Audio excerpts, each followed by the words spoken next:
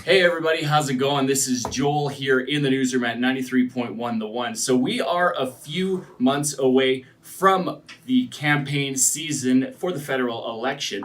And today we are very pleased to welcome a pair of candidates from one of Canada's newest party. First off, the candidate for this area, Edmonton-Wetaskiwin, Mr. Neil Dole. Neil, good morning. Good morning. And we are also very pleased to welcome the man who is responsible for starting the People's Party of Canada, the man who has called himself the Albertan from Quebec, the leader of the People's Party of Canada, the Honorable Maxime Bernier. Mr. Bernier, good morning. Thank you. Merci beaucoup. Thank you very much. I'm very pleased to be with you.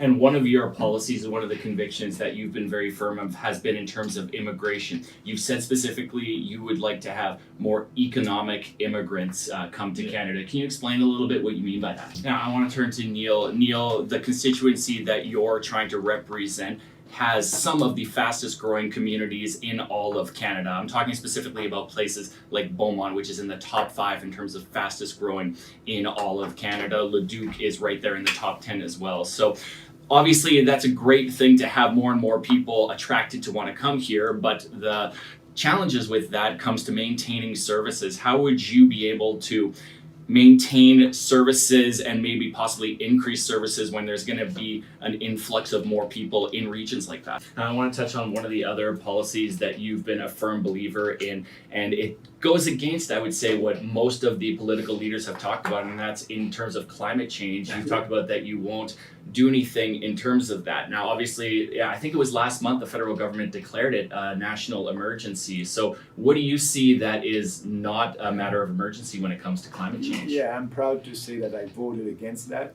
Now, one of the other contentious talking points that is probably not going to go away anytime soon is concerning Trans Mountain Pipeline and that expansion over there. Obviously, that was recently approved, but in your opinion, is there a way that this can actually get built and go through without privatization? I guess there is some precedence as well, if you look at other countries, for parties that have started up, that have been able to gain power. Do you draw on things like, I'm thinking specifically over in Europe, Emmanuel Macron and the centrist party over there was able to rise to power very quickly. Do you and your party look at that to say maybe this is possible to take this election come this fall?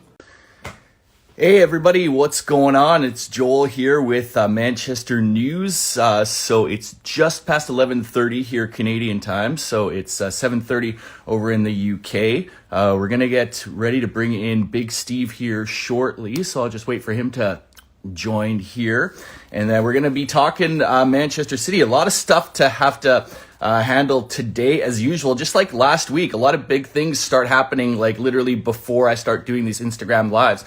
So we got the De Bruyne contract situation, which has been settled. I'm sure it's a big relief for Manchester City fans. We got yesterday's performance by Manchester City. We'll break that down with Big Steve. A 2-1 win over Borussia Dortmund. And we'll have a little look ahead to their Premier League matchup with Leeds United. They came away with a draw last time, 1-1. We'll talk about what Leeds might have done effectively or what Man City maybe didn't do so effectively last time around, what adjustments they need to make and so on.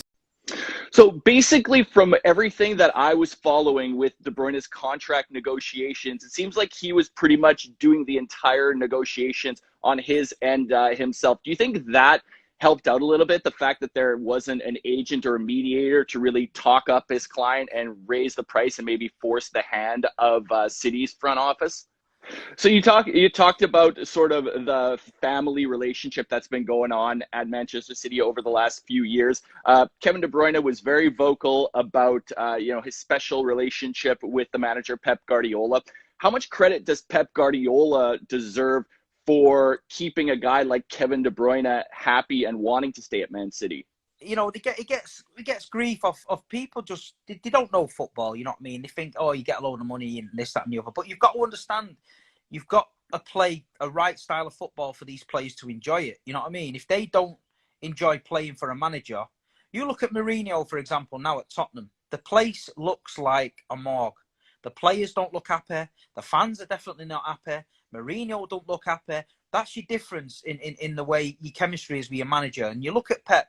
And when he needed to be ruthless in this club, he came in, he got rid of Joe Hart, Manchester City comes away with a 2-1 win over Borussia Dortmund at the Etihad. Give me your overall thoughts on City's performance yesterday.